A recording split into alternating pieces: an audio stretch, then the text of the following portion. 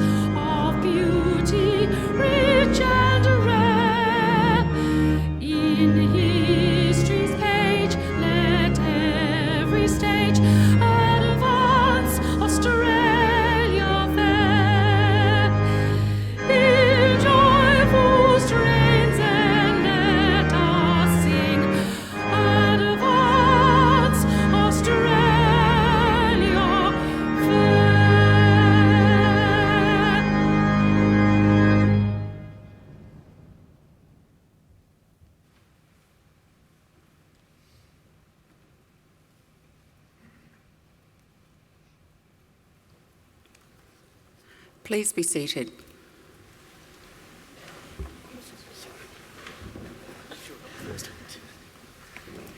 Distinguished guests, ladies and gentlemen, I invite Chris Tobin, representative of the Darug people, to offer the traditional welcome to country.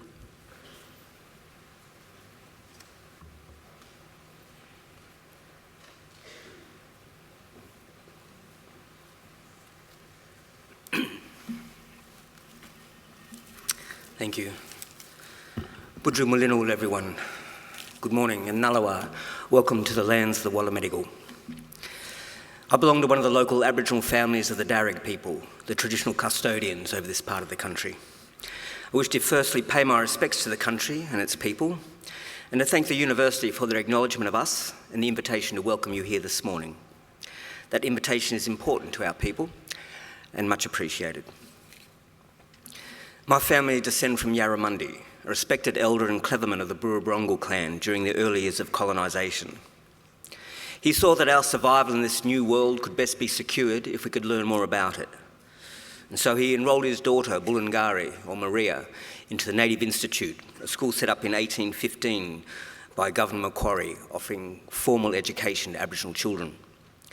Maria studied there for several years and used her newly acquired skills to lobby and ultimately secure some land for herself and her family out along the Richmond Road.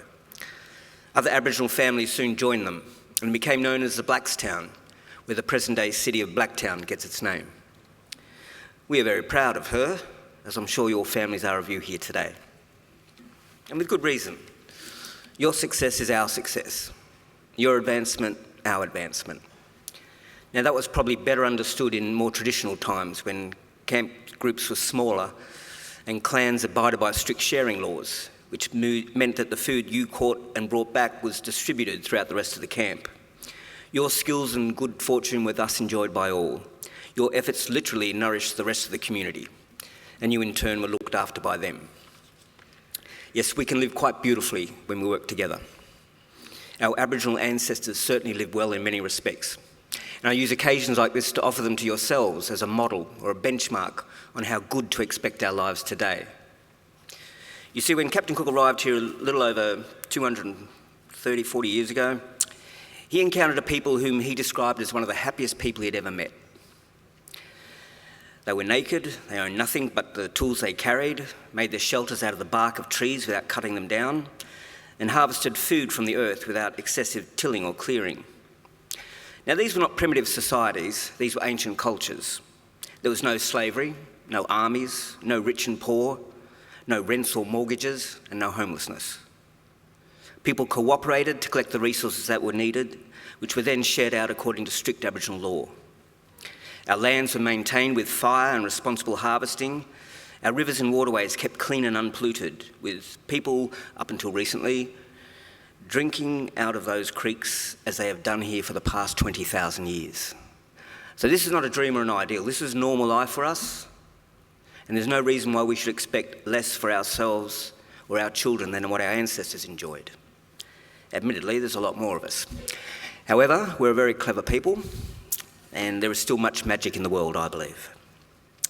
So graduates, I would say expect great and wonderful things from your life. Life is good, and we are naturally a happy people. I would ask you, though, to share your gifts with the rest of us, be kind and fearless, and keep following that beautiful spirit within you that got you this far. Do this, and I'm confident that together we can put together a country and a world that we can be proud of, and a future that is worthy of our children. We can all do our bit. I'll do mine now by winding up and letting you graduate. Just want to say congratulations to all of you, and all the best in our collective futures. Thank you, and welcome to country.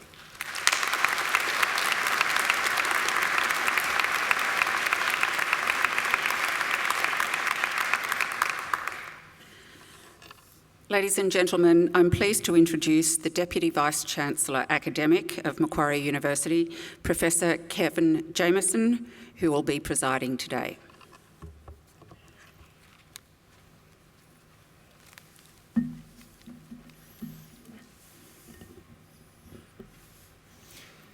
Thank you, Chris. Thank you, Chris. It's always special to have you here at graduation and to listen to you talk at graduation. We appreciate you being here sincerely, and thank you for your very warm and generous welcome to country. Thank you. Colleagues, guests, Families and friends of our graduands, and most importantly of all, graduands, it's my distinct honour and a pleasure to welcome you here today to this graduation ceremony. I bring our graduands and your guests a special greeting from the members of our University Council, the governing body of the university. I hope that this will be a very happy and a memorable occasion for all of you. I see that we have a number of small children and even a few babies here today, and I want you to know that they are especially welcome. There's no celebration that isn't improved by the presence of children, and I hope that they will enjoy their day too. Maybe one day returning as Macquarie University students. Today we celebrate the wonderful achievements of those of you about to graduate. Completing a degree is never easy. You need an intelligent and inquiring mind, determination and perseverance, and you need to make many sacrifices. You have all worked very hard to get here today, and you have every right to feel proud of what you've accomplished. We here at the university are just as proud of you, and I'm very pleased to be able to stand here and congratulate each and every one of you. I also want to especially welcome the families, supporters and friends of our graduands here today, both here in the hall and watching the live stream. The fact that you've been invited by one of our graduands to share one of the great days of their lives is proof positive of your importance. As a father of 3 sons, one of whom has finished university, one who's close to finishing and one just starting, I can empathise with the challenges and the triumphs that no doubt you have watched and in some cases shared, and your pride and emotions today. So to our invited guests, congratulations to you also, and thank you for celebrating this great occasion with us. You graduates here today may not realise it, but you're about to participate in one of the great and oldest of Europe's social rituals. If you were to pick a date, say 1500 AD, and look to see what social institutions were around then and are still around today, you would find only about 60, including the Roman Catholic Church, the parliaments of England, Iceland and the Isle of Man, and 6 Swiss cantons or local government areas. The rest of those 60 are all universities. In fact, graduation ceremonies are even older than that. For more than 800 years, graduates have been donning gowns just like the ones you are wearing now and participating in ceremonies like this one. And since those earliest graduations, the ceremony has remained almost unchanged as a defining feature of the life of every university and its students. Now, we all realise that Macquarie is not one of those ancient universities, as we are only just over 50 years old. Although we are among the youngest universities in the world, we are very proud to take part in this time-honoured ceremony with you here today. Youth, however, has its advantages. Macquarie is a very modern and outward-looking university. We enjoy an enviable reputation for world-leading research excellence, research engagement and research impact. We progress by extending our research, our partnerships, our course offerings and our facilities. We have a proud tradition of innovation and discovery, and our pioneering approach is built upon a collaborative and connected learning community. This is a very exciting time for Macquarie University amidst much change, as the vision for this remarkable campus continues to unfold. No doubt you will have witnessed some of the changes taking place around campus as you came here today. We now have over 190,000 graduates living in more than 140 countries. It's very clear that we're forward-looking and we're on the move. We proudly take our name from Australia's greatest colonial governor, Governor Lachlan Macquarie, a man whose greatness and achievements were never acknowledged by his contemporaries, but only by history. We learnt at school that Macquarie was a great builder, but his greatest legacy had nothing to do with bricks and mortar. It was the ethos he established, much to the annoyance of the British authorities, of an egalitarian society, the foundation of the Australian notion of a fair go for all. And that's the legacy that here at Macquarie we'll always aim to honour and maintain. Now, notwithstanding Macquarie's greatness, it is fair and important to acknowledge that some of his actions would not pass muster today. For example, removing Aboriginal children from their families would certainly not be tolerated today. It's worth pausing to reflect on how many things we accept today that we or our children will one day look back on with shame. In that spirit, One of the attributes I hope Macquarie University will impart to all its students is the capacity for moral and ethical reflection, and a yearning to help right the wrongs, not just of the past, but also of our time. Macquarie University will always be a leader in teaching and learning, and a leader in the accumulation of wisdom, knowledge, and understanding. However, our collective journey is about building community, where we have shared values, where we share things in common, and we care about each other, even when our points of view on some matters diverge. In other words, an ideal community of scholars. So, ladies and gentlemen, academic and professional colleagues, and most importantly, our graduands, I offer you the warmest of welcomes to Macquarie University on this grand occasion. And in just a few minutes, it will be my great honour to confer your degrees upon you and welcome you as lifelong members of that community of scholars that we proudly call Macquarie University. But before I do that, it's my great pleasure to introduce our occasional speaker today, Professor Emeritus Ian McCalman. Ian McCalman is a Fellow of 4 learned academies and a former President of the Australian Academy of the Humanities.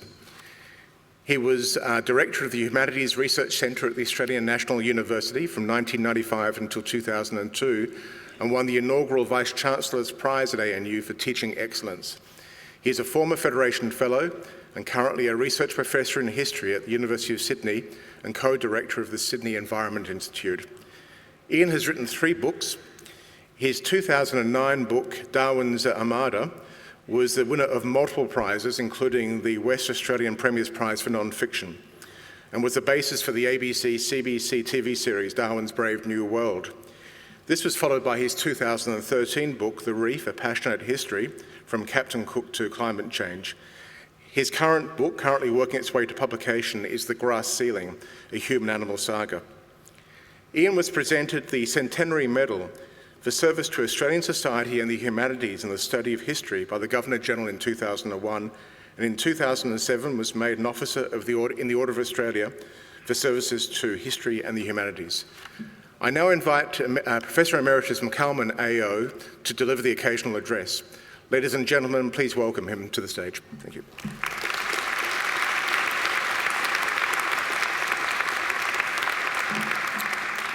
Thank you, Kevin. Thank you for having me. It's an honour and a privilege. Seeing you gathered here today on this kind of wet and miserable spring day in your caps and your gowns, receiving your hard-earned degree. And being photographed by your parents, I guess, to mark the occasion, makes me feel proud to represent Macquarie University at this important ritual occasion in your lives. I've reached the age of anecdotage and nostalgia, you see, the time when the past seems to be imbued with a rosy tint. Seeing you reminded me of a similar ceremony that I went through in 1972 when I got my master's degree.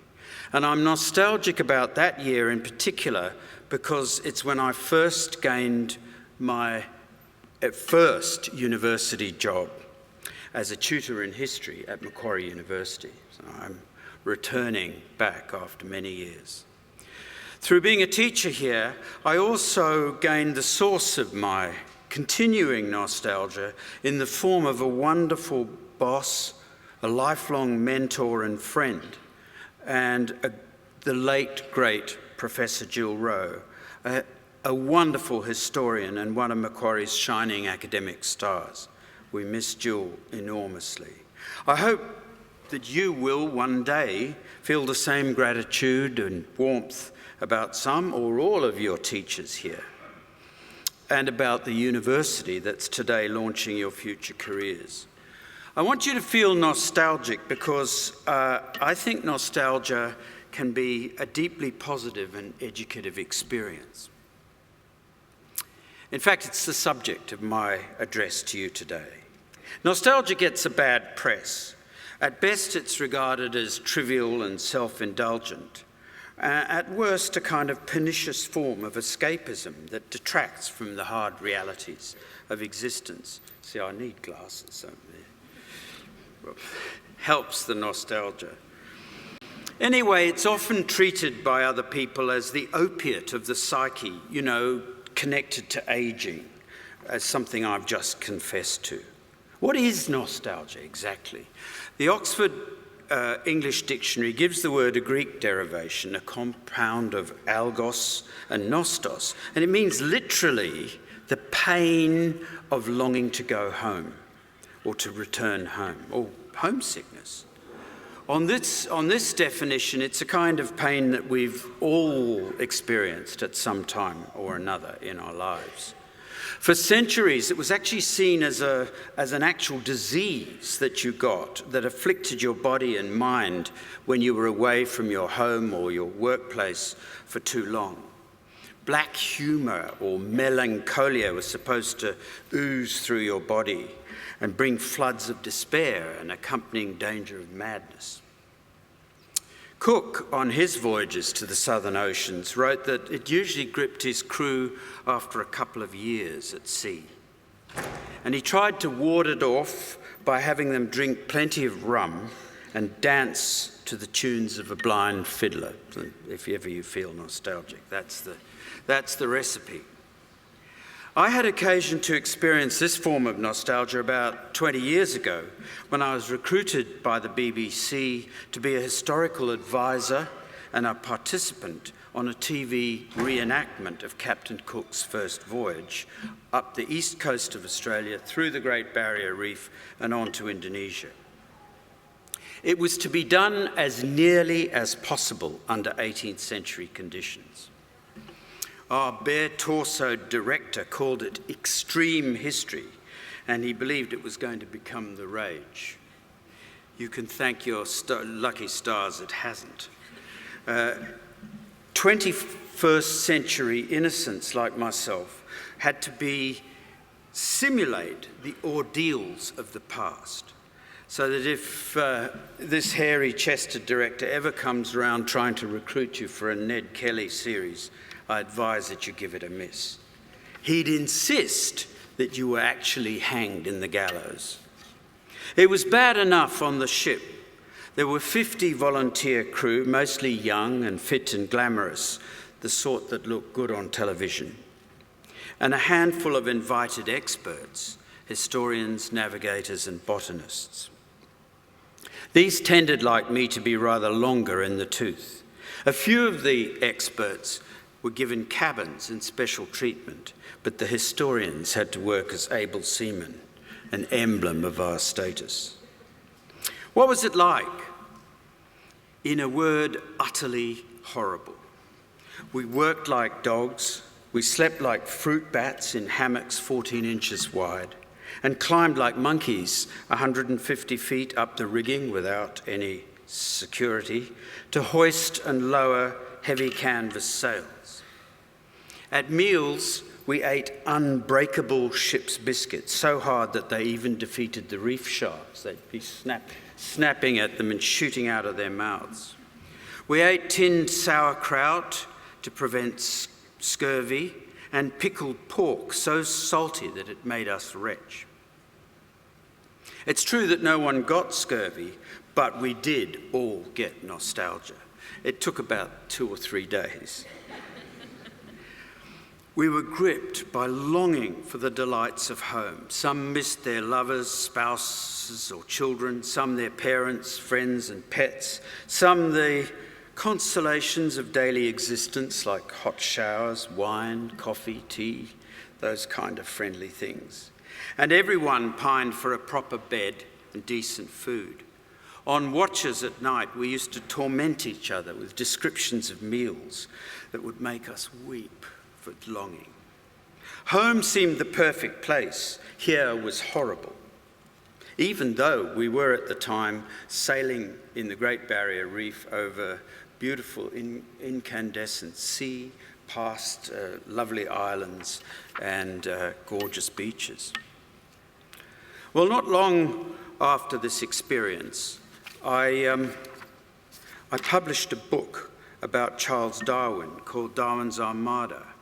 And in it, I described Darwin's similar experience. On Darwin's 5-year Beagle voyage to the Southern Hemisphere, he had very little positive to say about ships. The relentless misery of seasickness made him homesick and cursed the ocean and everything that sailed in it. I loathe and abhor the sea and all ships which are on it, he wrote to his family. And when he first hit the endless Pacific with stomach-churning rollers, he grumbled that it was like a tedious waste, a desert of water. And after having been 4 years at sea, he was driven mad by lack of room, of seclusion, of rest, the jading feeling of constant hurry, the privation of small luxuries, the comforts of civilization and domestic society. Yet 20 years after he returned from his voyage, he began to long, pine for the intense period of intellectual discovery, adventure and friendship that this went back to in his original cramped and uncomfortable ship. So strong was this feeling that he decided in the 1850s to recreate those maritime conditions on dry land. He brought a country house set on the extreme edge of the world. He called it My Ship on the Downs. And his study replicated the tiny book-lined chart room where he'd slept on the Beagle. His wife, Emma, tended to his chronic stomach problems like the Beagle officers had done to their seasick companion. The butler took notes and helped with experiments, just as his ship's steward had done on the Beagle. Darwin's 5 children played the part of the Beagle's boisterous young midshipmen, providing him with distraction and laughter. Looking back, Darwin remembered how shipboard life had trained his mind, teaching him the discipline to observe and catalogue all his findings. Having as a young man been described by his father as idle and sport-obsessed, none of you would know about that, Darwin gained, he said, a habit of energetic industry and of concentrated attention to whatever I was engaged in. In a way, the Beagle was a floating university with a variety of interdisciplinary expertise on hand always. So Darwin was moved in a way to recreate his voyage experience when 30 years later he faced the toughest of his intellectual tasks, writing The Origin of Species. Nostalgia, it seems, needs a degree of hardship, effort, and pain to feed off. Like some kind of plant, it must suck the sap of tough times before it throws out its blooms. In the midst of our ordeals, we dream about how life will be when the pain stops. Yet years later, we want to recapture the same unique intensity of lived experience with comrades who shared it. This blend of pain and pleasure has probably ambushed all of you at Macquarie during exam time anyway. Leisure beckons, but first there's the slog. Back in ANU, when I was an undergraduate, the exam period was always ushered in by clouds of fluffy white blossom that used to fall on the ground like snow and of course made us feel miserable. Now I feel nostalgic about it.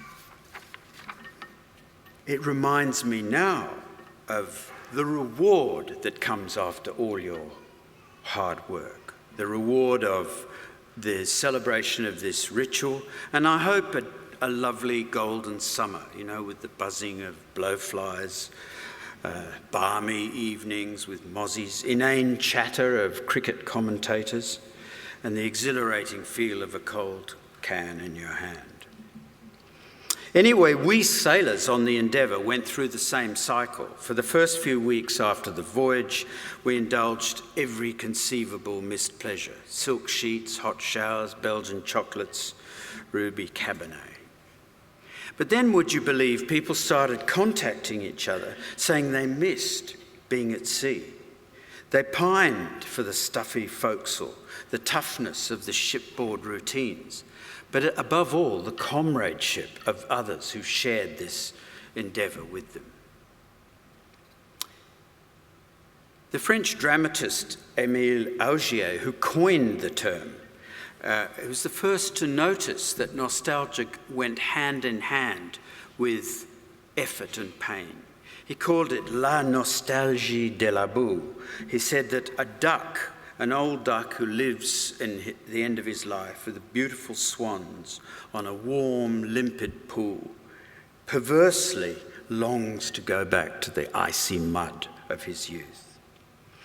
I've often been accused by my children of being stuck in a 60s time warp. And I think it's true, because those were my university years. And there's no time like university, really. You'll come to think this. It's the time when, like Darwin, we learn skills and values that we'll carry for the rest of our lives. You all have many new challenges and achievements in front of you now that you're about to graduate. But there will be things about your time here at Macquarie you will always miss. You may never again read so passionately or so widely. You may never again argue so freely and intensely about politics, religion, music.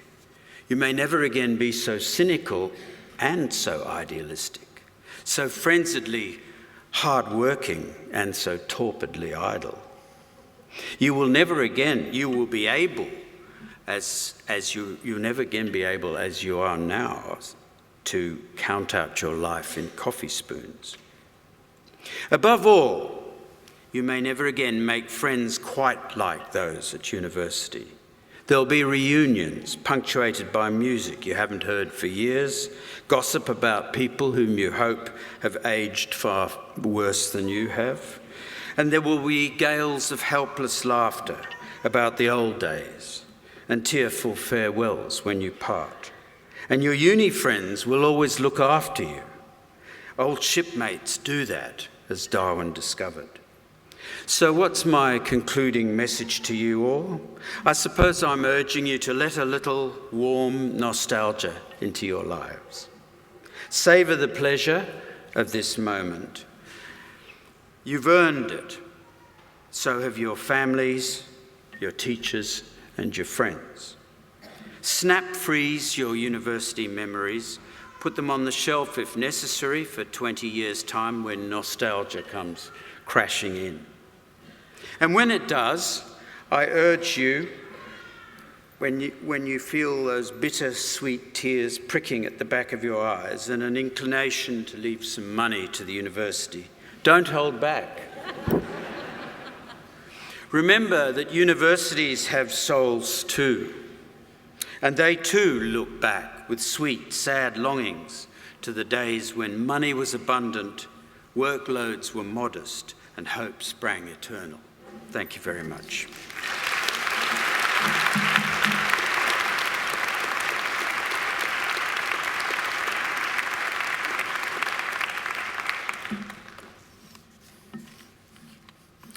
Ian, that was a wonderful, wonderful occasional address. Thank you so much for that. It was fun, it was funny, it was interesting, it was learned, and it was profound. I don't think you could ask for more than that in an occasional speech, and I wouldn't even attempt to capture the spirit of that. I think you heard what Ian said, and I think there's so much truth and depth and profundity in that. I just ask you all to hold those thoughts as you sit here now and leave today. Can I ask you to join me again thanking Ian for that wonderful speech.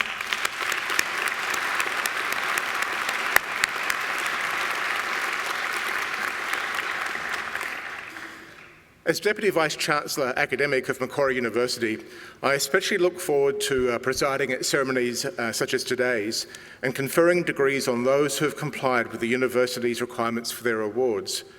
I now call on our Registrar, Ms Gail White, to formally certify the eligibility of those who have met the requirements for these awards. Deputy Vice-Chancellor, I certify that all of the candidates being presented here today and those who are absent have satisfied the requirements of the Academic Senate for the degrees they are to be awarded. Would all candidates for admission to degrees please stand? That's definitely you. In the name of Macquarie University Council, and by my authority as Deputy Vice-Chancellor Academic, I admit each of you present and those who are absent to the degrees for which you are qualified. Congratulations.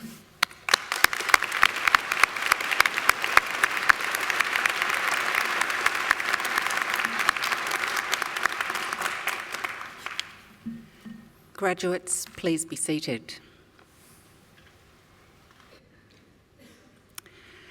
Deputy Vice-Chancellor, the graduates at this ceremony are from the Faculty of Arts, and I call on Professor Martina Mollering, Executive Dean of the Faculty, to present the graduates. Professor Mollering.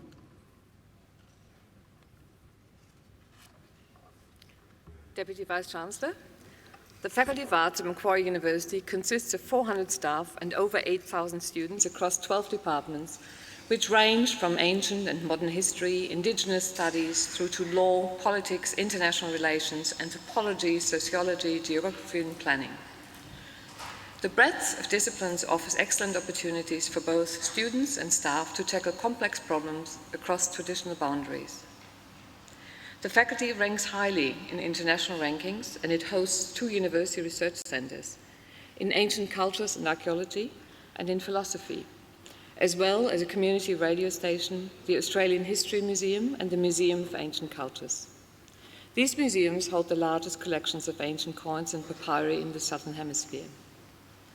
The faculty also teaches 10 modern foreign languages and 5 ancient languages, which means that Macquarie University offers the widest selection of European languages in New South Wales. And impressively, we are the only university in Australia to hold a licence to dig in the Nile Valley.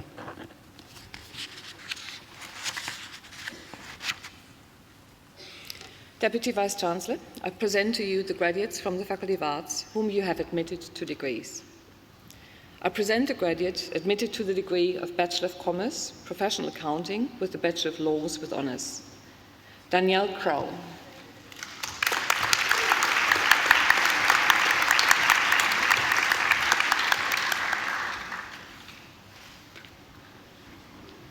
I present the graduates admitted to the degree of Bachelor of Ancient History. Carly Blair.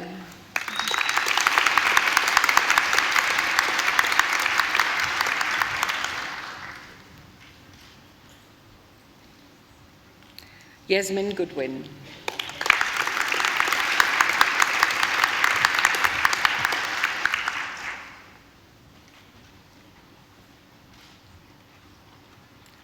Daniel Rankin.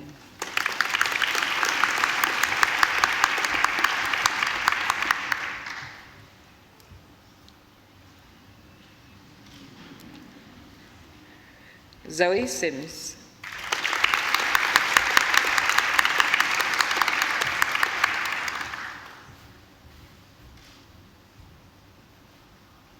Oren Sol.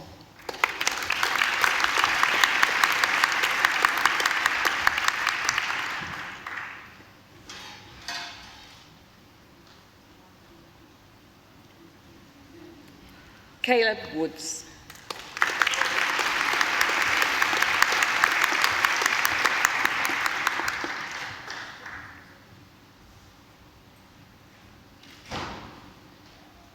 I present the graduates admitted to the degree of Bachelor of Archaeology.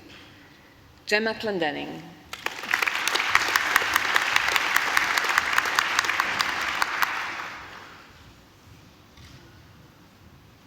Ashley Hosemans.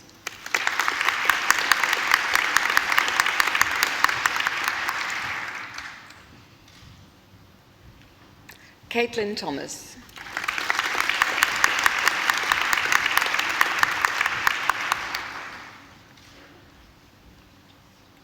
Monique Wood.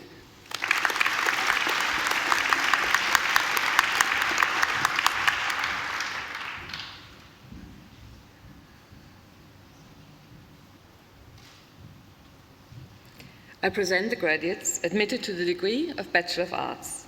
Alana Anderson.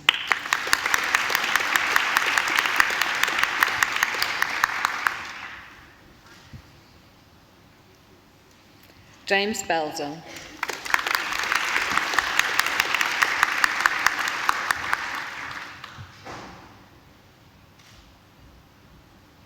Joseph Biggerstaff.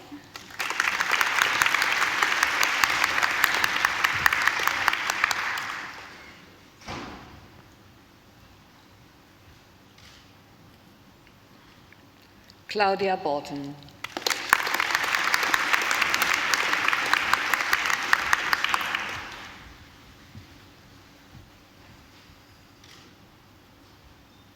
Louis Bradley.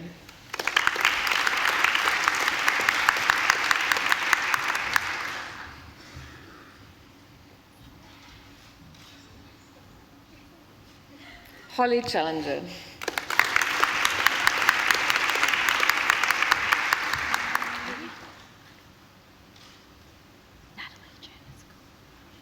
Pui Kwan Chan.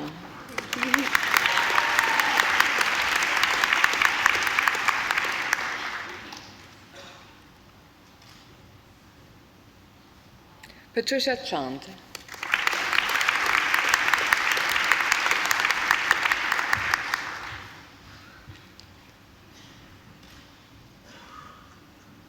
Jodie Marie Christie.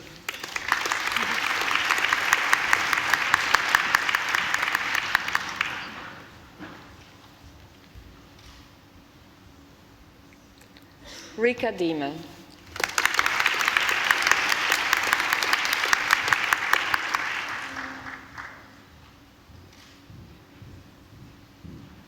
Niamh Delfendaal.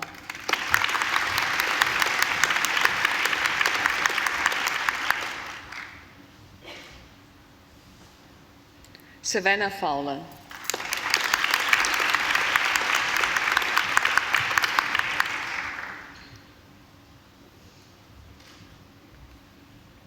Isabella Gambino.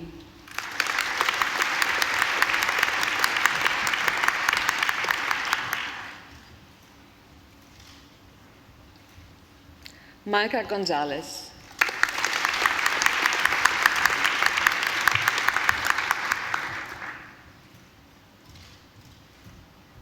Tyler Haig.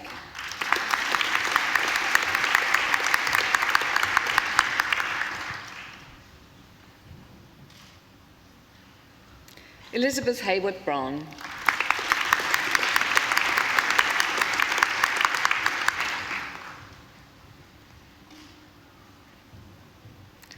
Anna Horner, who has been awarded the Macquarie University Award for Academic Excellence.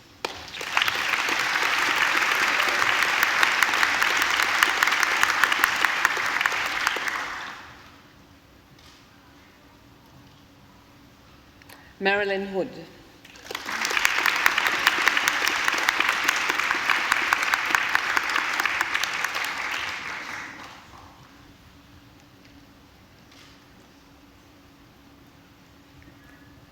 Todd Hagen.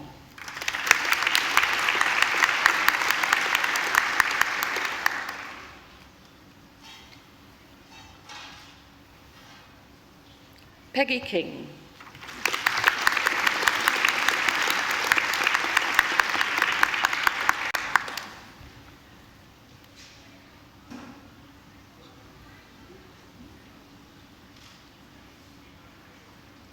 Francesca Kwan.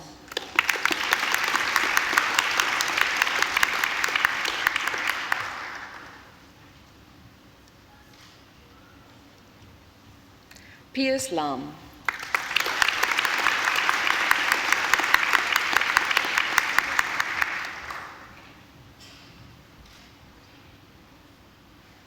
Hyunku Lee.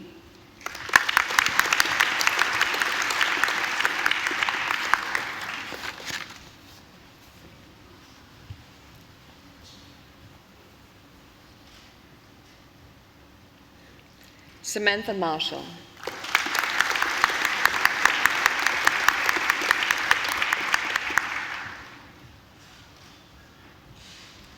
Jack Matheson.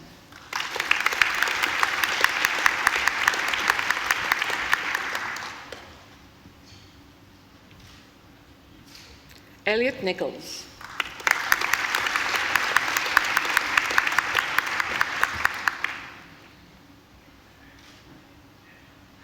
Anna O'Rourke.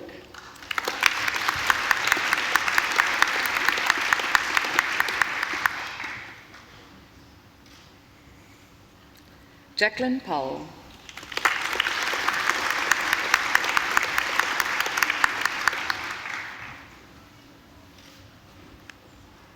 Georgia Ray.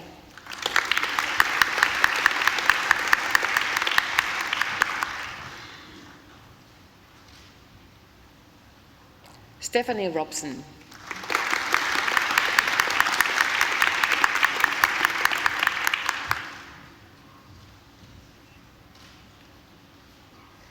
Luke Saunders.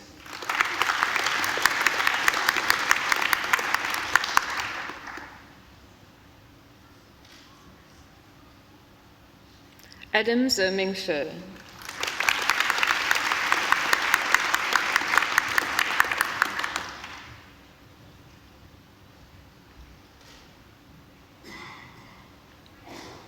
Jane Simmons.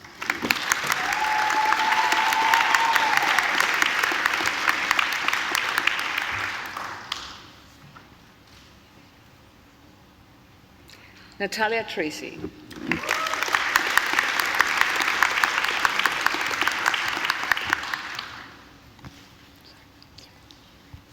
Isabella White.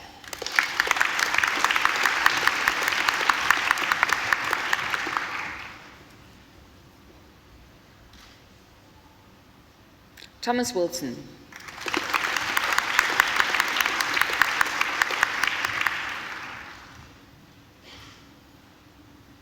Evan Woolley.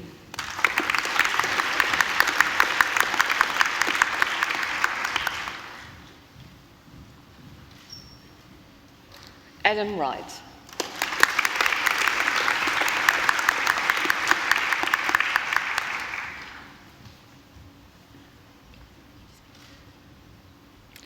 I present the graduates admitted to the degree of Bachelor of Planning.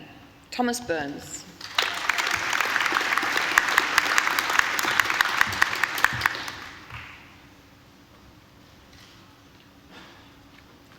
Claire Costanzo.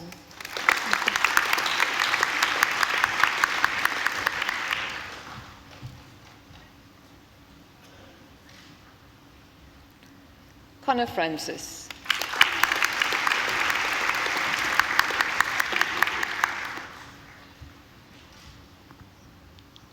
Michael Lahoud.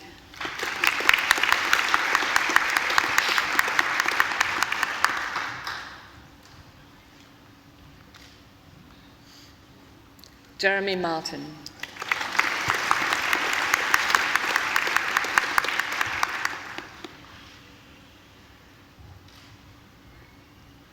Caitlin McCaffrey.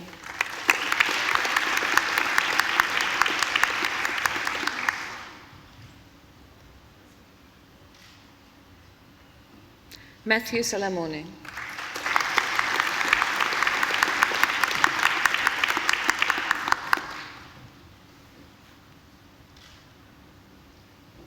I present the graduate admitted to the degree of Bachelor of Science, Deirdre Cottrell.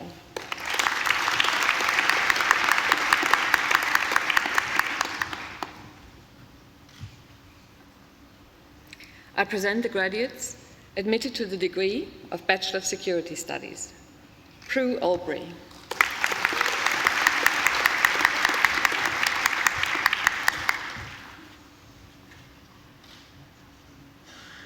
Sean Bennett.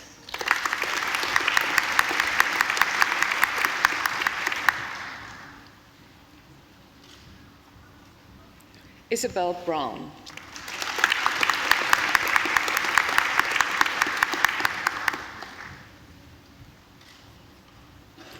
Nicholas Braun.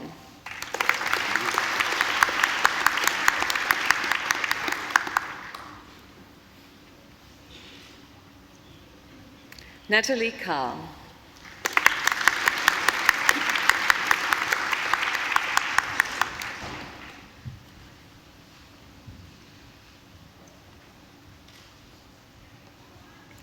Chuang Hu Ryan Chan.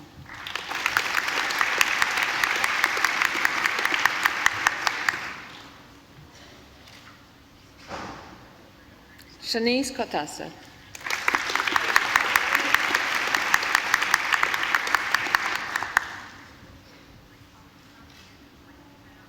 Thomas Kroll.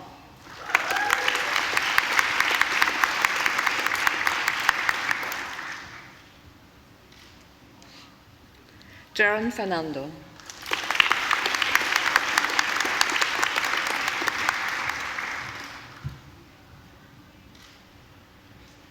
Samuel Johnson.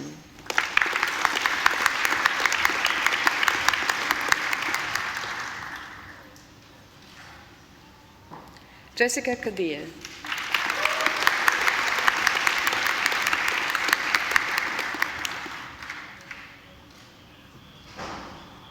Eleanor Leal.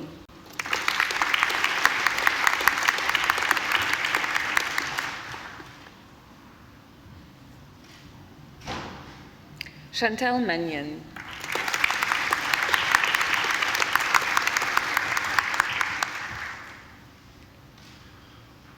Henry Newing.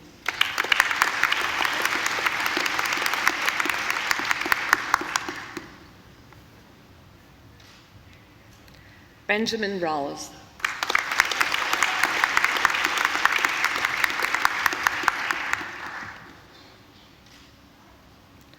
Robert Russell.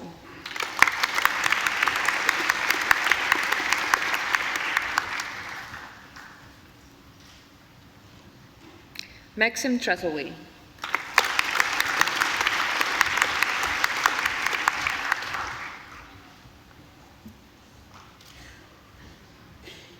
Daniel Vargas Gonzalez.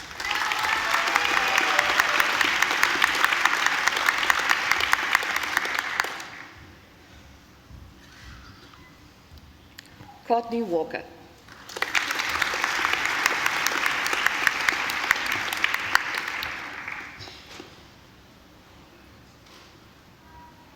I present the graduates admitted to the degree of Bachelor of Social Science. Siobhan Cooper.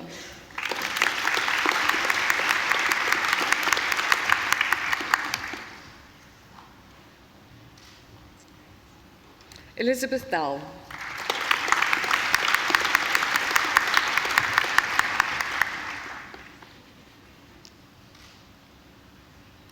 Hannah Hayes.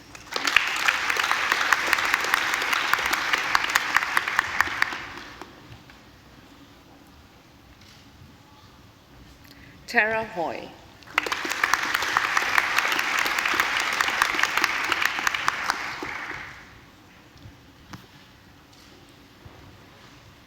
Micah Hinson.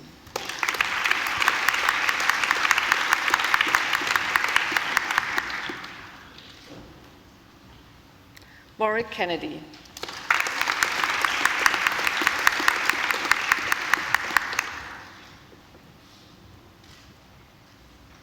Tanya Martin.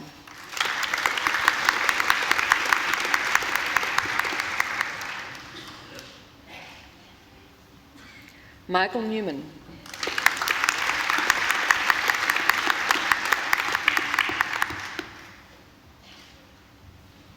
Rebecca Roper.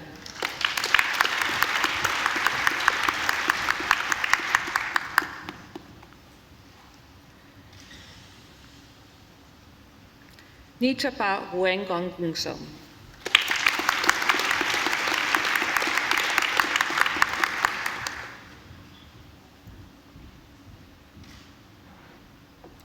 Thomas Skinner.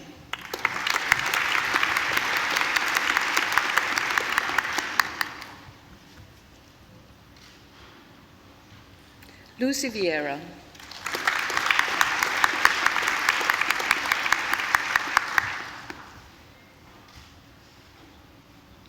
I present the graduates admitted to the degree of Master of Cybersecurity, Policing, Intelligence and Counterterrorism with the Master of International Security Studies. Gift Sidiadade Adiele.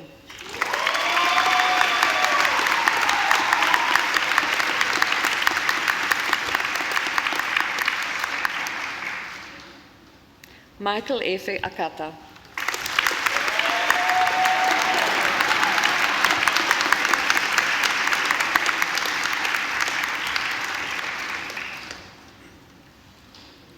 Akanksha Biswas.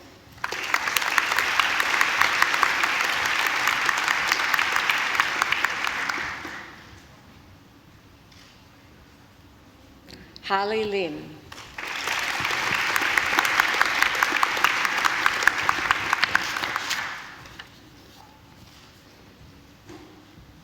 Heather Lockwood.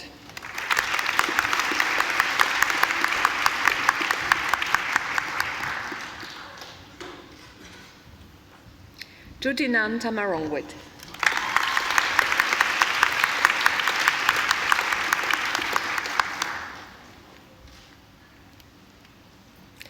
Piliota Viliamo.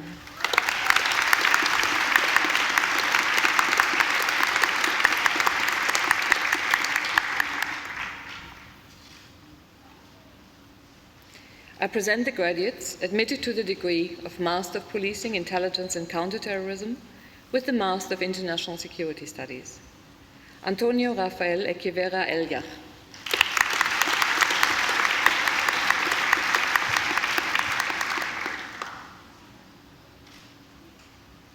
Kate Lester.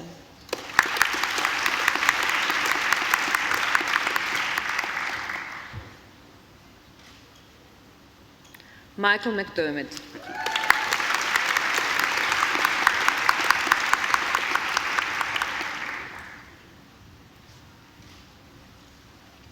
Pipiena Vakauta.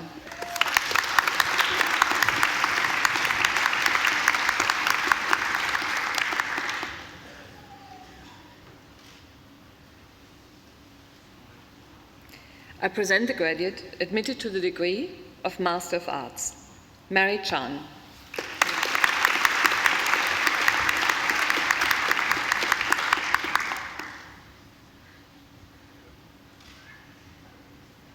I present the graduates admitted to the degree of Master of Counterterrorism. Caitlin Ball.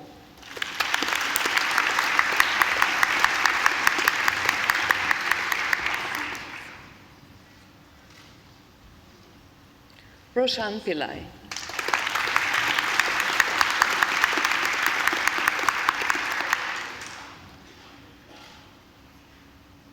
Hayden Potter.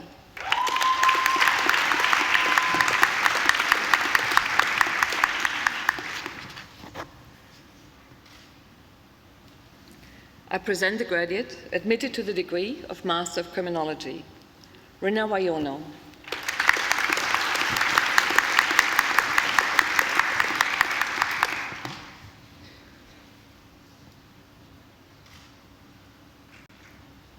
I present the graduates admitted to the degree of Master of Cybersecurity. Faisal Abdulaziz Al-Radi.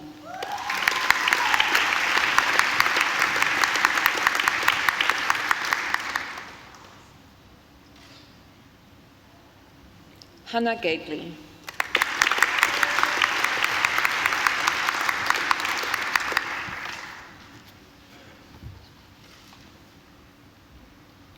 Joemini Seal.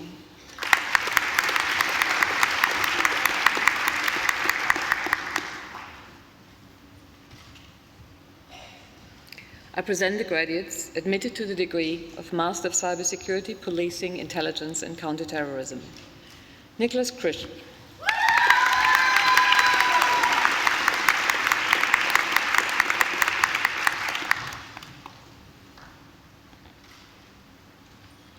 J. Bernadine Scanner.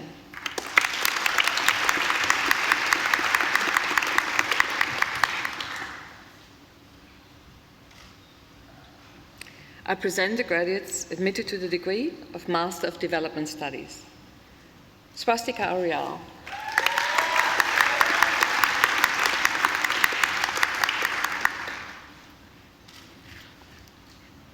Mele Kalone Haunga.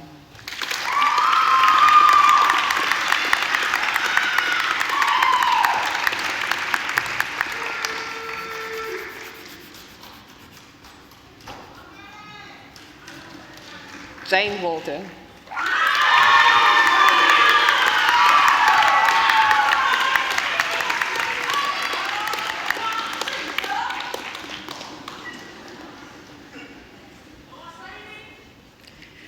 I present the graduates admitted to the degree of Master of Intelligence. Nicolette Cilia.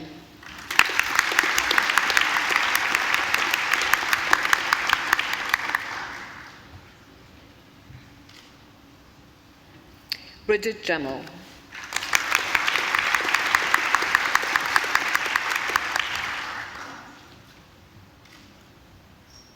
Benjamin Russell.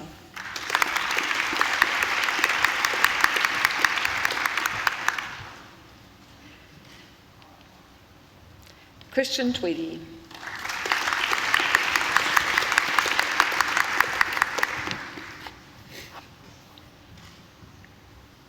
I present the graduates admitted to the degree of Master of International Relations. Tripet Makapon.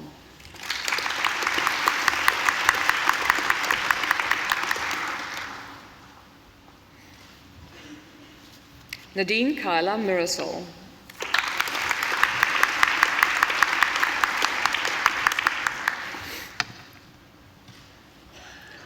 Andrew Pegg.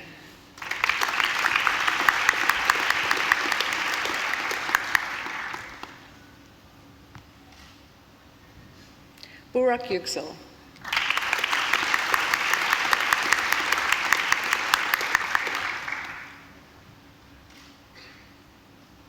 Marco Zanone.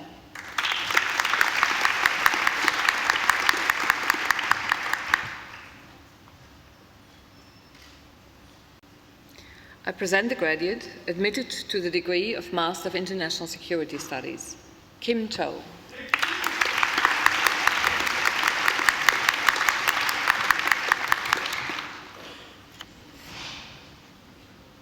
I present the graduates admitted to the degree of Master of Planning, Xiao Jin.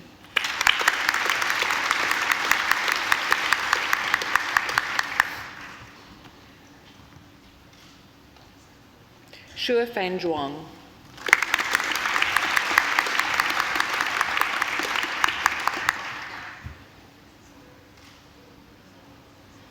I present the graduates admitted to the degree of Master of Policing, Intelligence and Counterterrorism. Kevin Jin, who has been awarded the Macquarie University Award for Academic Excellence.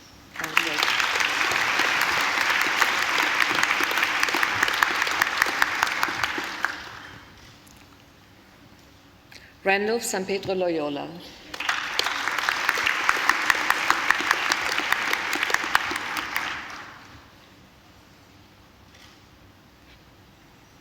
I present the graduates admitted to the degree of Master of Politics and Public Policy, Grace Hill.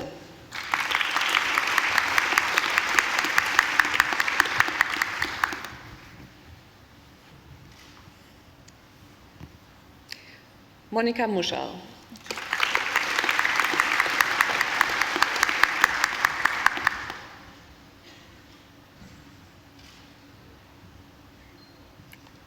Jamian Suren Namjil Doj.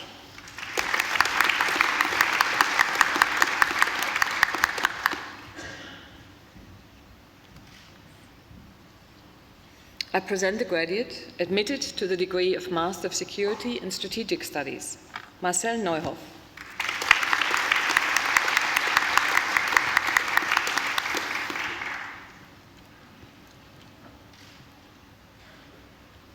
I present the diplomat awarded the Graduate Diploma of Cybersecurity, Policing, Intelligence and Counterterrorism, Clarita Lewis.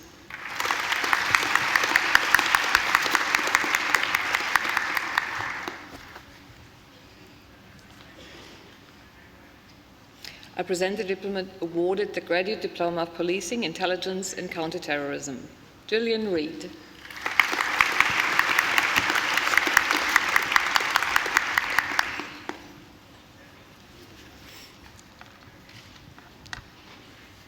Deputy Vice-Chancellor, a higher degree by research is awarded to a graduate who has successfully completed a program of study in which the defining characteristic is research. The Master of Philosophy is awarded for research that demonstrates a contribution to knowledge in a particular field of study by presenting new facts or by demonstrating an independent critical ability to evaluate existing material in a new light with a thesis of up to 50,000 words. I present the graduates admitted to the degree of Master of Philosophy, Alexandra Kujanpa, for a thesis entitled Theodosius II and His Image, 3 studies in imperial presentation, ceremonial and reception.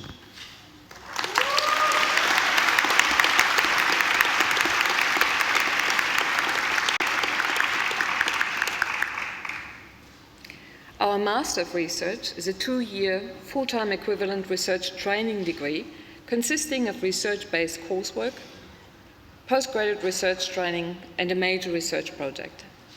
Graduates have focused on a specific research topic to produce a thesis of up to 20,000 words in preparation to a doctoral degree. I present the graduate admitted to the degree of Master of Research with distinction. Richard Bott for a thesis entitled Distorting the Corpus, Scholarly Interaction and the Erroneous Authentication of the Sheikh Ibadah Fakes.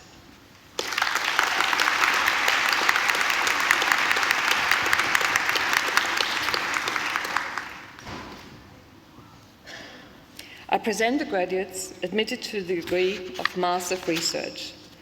Emma Balkin for a thesis entitled No One Wants to Be That Mother, an ethnography of difference and emotion in Sydney.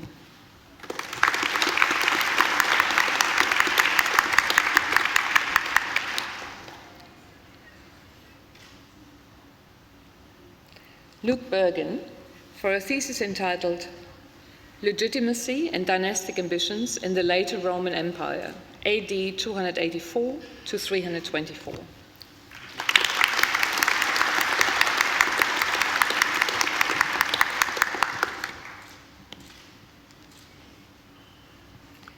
Graziano Fois for a thesis entitled More Than Just a Game, Exploring the Contingent Nature of Play within Grassroots Esports.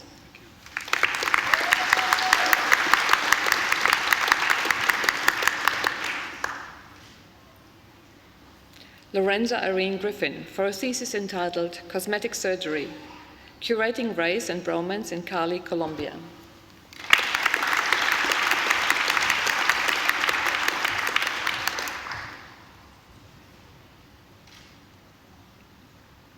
Margaret Meehan for a thesis entitled The Art of Mentoring, Examining Some Practices of Media Mentorship in Culturally Diverse Australia.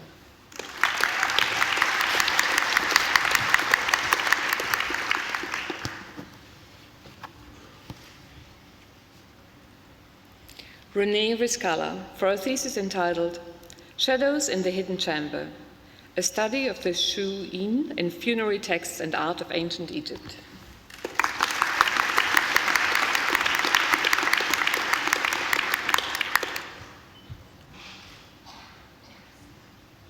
Lindsay Rogerson for a thesis entitled Violent Extremism Intervention, the Social versus the Ideological Approach.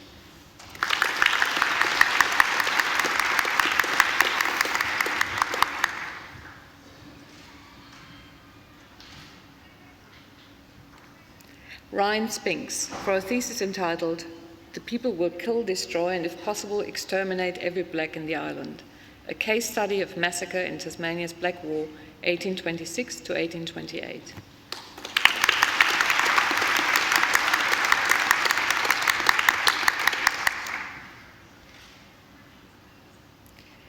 Kate White for a thesis entitled No One is Ever Going to Tell Us That It Was All for Nothing, the representation of Australia's Vietnam War in the mid-1980s miniseries Sword of Honour and Vietnam.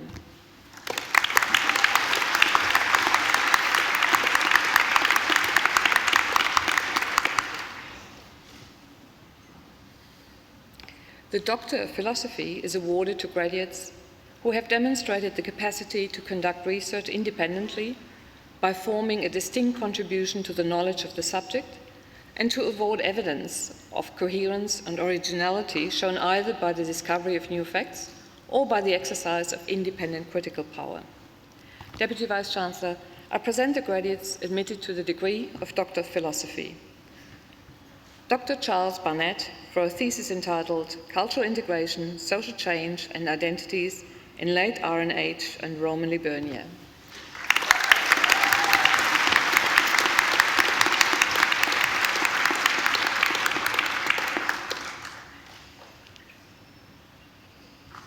Dr. Melanie Burkitt for a thesis entitled Impressions That Stick, a critical examination of the reputation of assisted emigrants to New South Wales, 1832 to 42.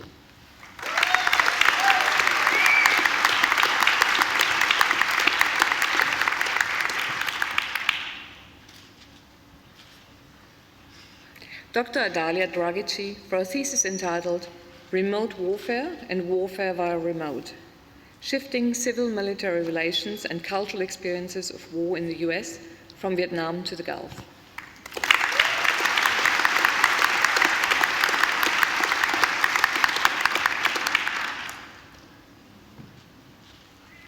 Dr. Matthew George for a thesis entitled Going Governmental for Administration, an investigation of the evolution of the structure and function of Egyptian administration in the pre- and early dynastic periods.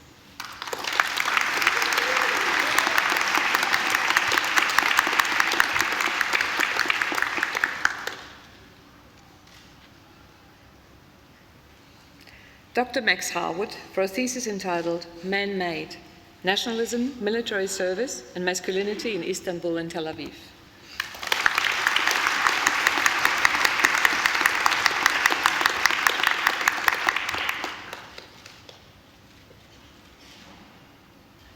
Dr. Douglas Wafula Juma for a thesis entitled Managing Adaptively as Climate Varies, a case study of the Shepparton irrigation region.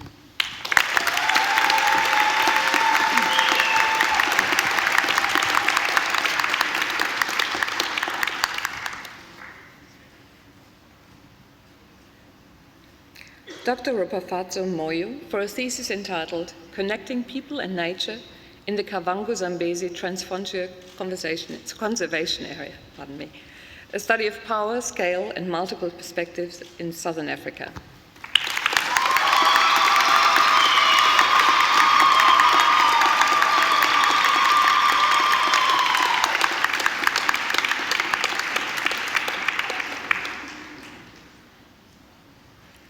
Dr. Laura Pierce for a thesis entitled Foreigners at Karnak, Utilizing the Other for the Study of Egyptian Identity from the Second Intermediate Period until the reign of Thutmose III.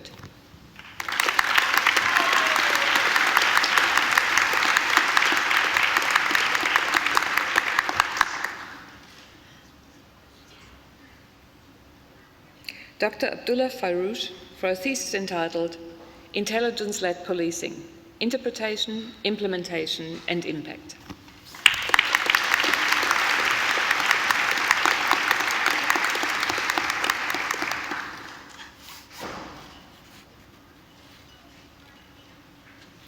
Dr. Lucinda Schulz for a thesis entitled Finding the Female in Ancient Greek Landscapes.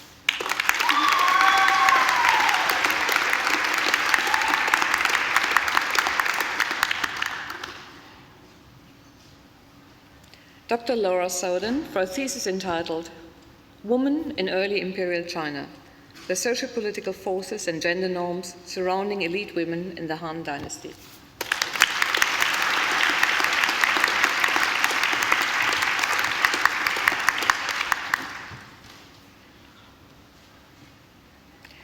Dr. Zachary Thomas for a thesis entitled A Patrimonial Model of the United Monarchy of Ancient Israel.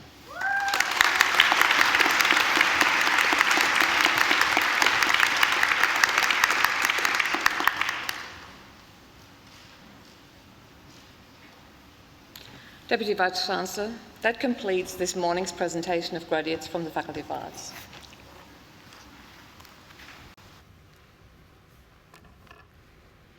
Deputy Vice-Chancellor, I call on Dr. Melanie Burkett, who has graduated today with a Doctor of Philosophy, to speak on behalf of the graduating group.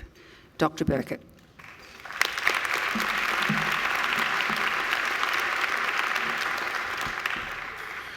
Deputy Vice-Chancellor, members of the university, fellow graduates and guests.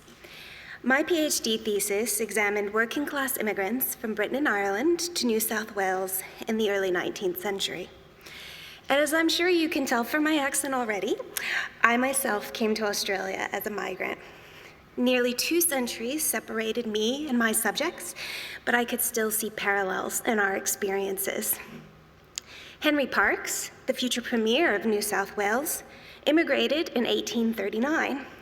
And you can read a collection of his letters from this time over at the Macquarie Library. And they reveal the immense amount of preparations such a move required. From London, he wrote home to Birmingham, asking for help in obtaining the necessary legal documents, asking his mom to sew him some clothing for the voyage, and asking again and again for someone to please look after his dog. And I empathized with him. I could never leave my dog behind. And in fact, I didn't. I brought her here with me. At around the same time as that whole Johnny Depp fiasco, I might add. But I, too, had to negotiate the paperwork and expense to get the dog and myself here. I had to wrap up my job, sell my house, and figure out what to do with every single item I owned. Migrating is not easy today, and it certainly wasn't easy 200 years ago. Then upon arrival, immigrants have to figure out how to navigate this new place that they've found themselves in. And they don't always do that successfully. In 1832, a Scottish weaver, struggling to find work, heard about a factory in Parramatta. So he put on his best set of clothes and headed off on foot on the 24-kilometer journey to apply for a job. Now, any of you who've ever visited the female factory in Parramatta, you know that it wasn't a factory at all, but it was where the site where female convicts were housed, where they didn't have a work assignment. So the weaver's trip was a complete waste of time. And to add insult to injury, he was robbed by bush rangers along the way. Now, though I've made some mistakes in this new culture, I didn't make any as devastating as this, thankfully. And that was because I had support. I had my 2 Australian families who are here today and who welcomed me into their homes and basically adopted me. And I had the tremendous support from the Department of Modern History here. My supervisor, Tanya Evans, my associate supervisor, Kate Fulliger, the rest of the staff, and the HDR cohort. Fellow graduates, I'm sure you'll agree with me, we could not have ended up in a better place. Now, migration scholars think in terms of push and pull factors. I was pulled to Australia by the opportunity to do this PhD and by my quest for a happier, more relaxed, no worries mental state. But some people are pushed by war, by violence, by climate change, and they don't have the time or the resources to meticulously plan the way I and Henry Parkes did. They don't always have the support that I did, and they might end up making costly mistakes, like trying to apply for a job at the female factory. But no matter why or how they come, they just want to rebuild their lives. And I will be forever grateful to my Aussie family and to the Modern History Department here for providing the instant, welcoming community that allowed me to do just that. Thank you, and congratulations to everyone.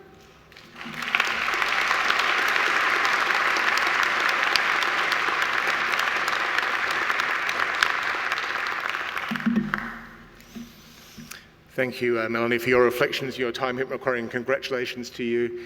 I think every one of you here has a personal story and a personal story, but there is a universal journey, I think, and I think there are themes that are true for everybody, and I think the reflections on time at Macquarie and the reflections on friends, family, colleagues, supporters is really important also. So thank you for those reflections, and join me in thanking Melanie again.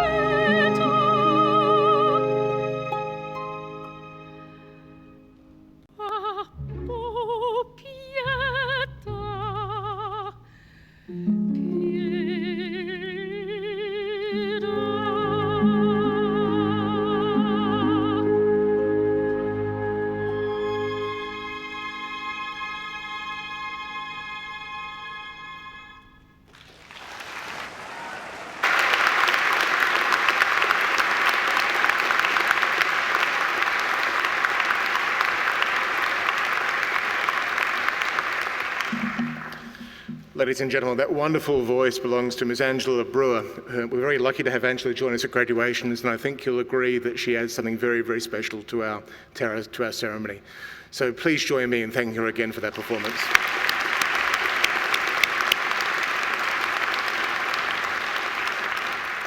I'd also like you to join me in thanking our musicians. On the organ, Dr. James Forsyth.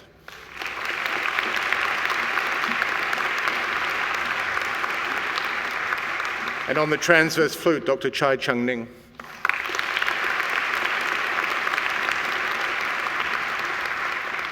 I'd also like to take this opportunity to acknowledge and thank the representatives from our alumni community who have come here today to help you celebrate this occasion. Now, our colleagues are around the hall. Perhaps I can ask them to stand up and we can thank them also.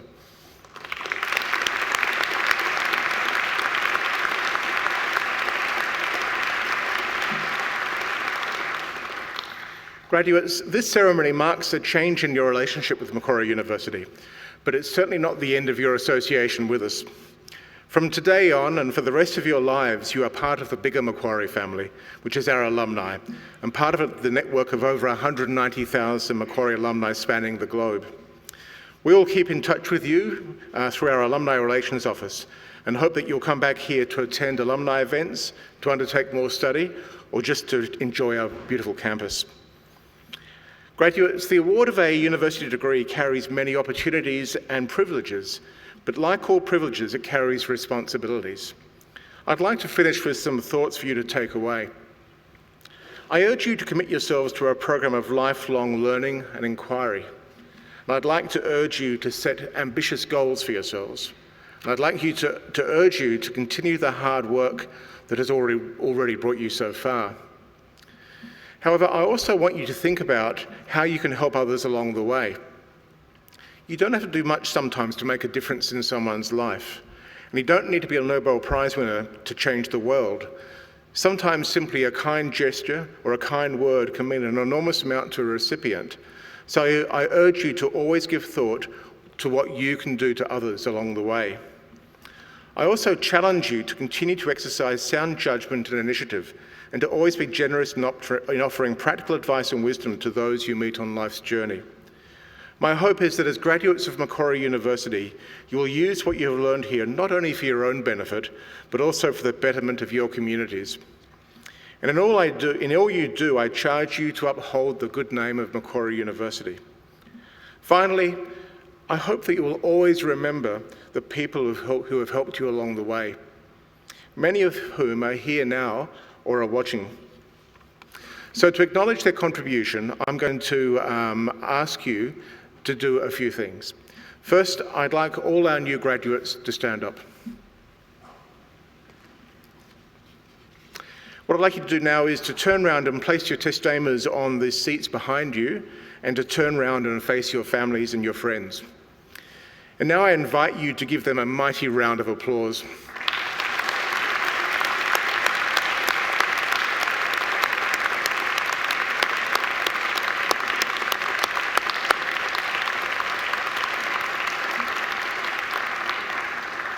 You can turn around now, but don't sit down just yet. Here on the dais are representatives of our academic staff who have supported you throughout your journey. Please join me in thanking them.